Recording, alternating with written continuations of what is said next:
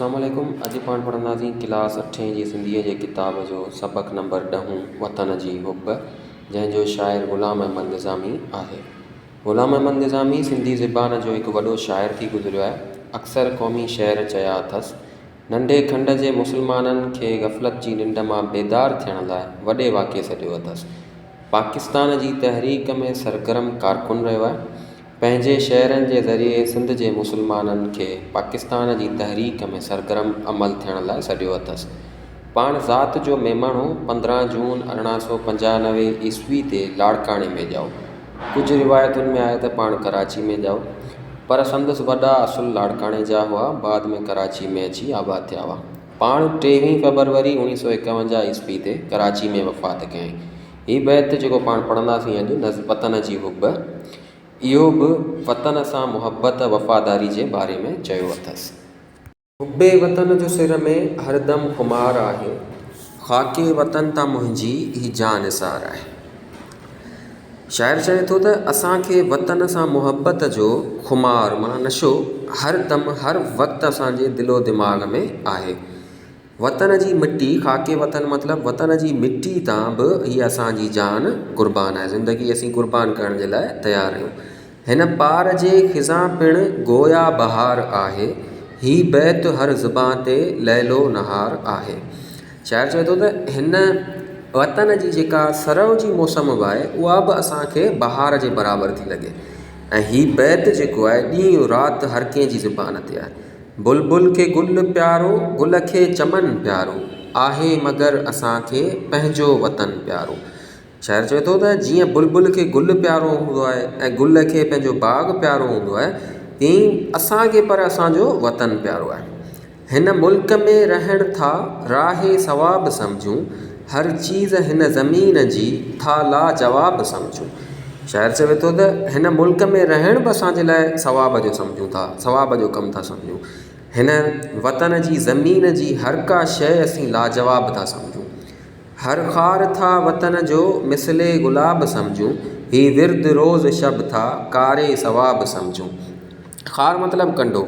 शाइर चए थो त वतन जा कंडा बि जेके आहिनि उन्हनि खे बि असीं गुलाबनि जे बराबरि सम्झूं था, ऐं हीउ विर्द ज़िक्र जेको आहे उहो असीं ॾींहों राति करणु सवाब सम्झूं था। बुलबुल खे गुल प्यारो, गुल खे चमन प्यारो, आहे मगर असांखे पंहिंजो वतन प्यारो। बुलबुल खे जीअं गुल प्यारो आहे ऐं गुल खे पंहिंजो बाग़ प्यारो आहे, पर असांखे उहो ई पंहिंजो वतन प्यारो आहे। ग़ुरबत संदे वतन तां क़ुर्बान सभु ख़ज़ानूं, आबाद रख इलाही सुख सां ग़रीब खानूं।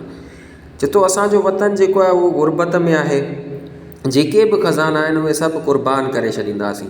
ऐं अलाह असांजे वतन खे आबाद रख, सुख में रख असांजे ग़रीब खाने खे। पखियुनि खे पिणु वणे थो पंहिंजो ई आशियानो, ऐं शाद थी पढ़ूं था सभु शब रोज़ ई तरानो। शाइर चवे थो त पखियुनि खे बि पंहिंजो आखेरो वणंदो आहे, पंहिंजो घरु वणंदो आहे। आशियानो मतिलबु आखेरो। ऐं ख़ुशि थी असां पढ़ूं था ही रोज़ तरानो राग, ॾींहों राति असां ही तरानो पढ़ूं था। बुलबुल खे गुल प्यारो, गुल खे चमन प्यारो, आहे मगर असांखे पंहिंजो वतन प्यारो। थी ख़तम ऐं निज़ामी जंहिं देस मां जवानी, तंहिंजी क़बूल आहे सस्ताई या किरानी। शाइर पंहिंजे पाण खे मुखातिब थी करे, पंहिंजे पाण जो नालो ॾेई करे चए थो त हे निज़ामी जंहिं देस में जवानी न आहे, तंहिंजी असांखे सस्ताई बि क़बूल आहे, महांगाई बि क़बूल आहे। किरानी मतिलबु महांगाई। तंहिंमें चाहे सस्ताई हुजे चाहे महांगाई हुजे, असांखे उहे सभु शयूं क़बूल आहिनि। हुब्बे वतन में आहे ईमान जी निशानी, सभु यादि दिलि सां करियूं ही बैत बर ज़ुबानी। शाइर चवे थो त वतन सां मुहबत जेका आहे उहा ईमान जी निशानी हूंदी आहे। असां सभु ही बैत जेको आहे सो ज़ुबानी यादि करियूं था। बुलबुल खे गुल प्यारो, गुल खे चमन प्यारो, आहे मगर असांखे पंहिंजो वतन प्यारो। बिस्मिल्लाहिर्रहमानिर्रहीम। वतन जी हुब। हुब्बे वतन जो सिर में हरदम खुमार आहे, ख़ाके वतन तां मुंहिंजी हीअ जान निसार आहे। हिन पार जे ख़िज़ां पिणु गोया बहार आहे, ही बैत हर ज़ुबान ते लैलो नहार आहे। बुलबुल के गुल प्यारो गुल खे चमन प्यारो आहे मगर असांखे पंहिंजो वतन प्यारो। हिन मुल्क में रहण था राहे सवाब समझूं, हर चीज़ हिन ज़मीन जी था लाजवाब समझूं। हर ख़ार था वतन जो मिसले गुलाब समझूं, ही विर्द रोज़ शब था कारे सवाब समझूं।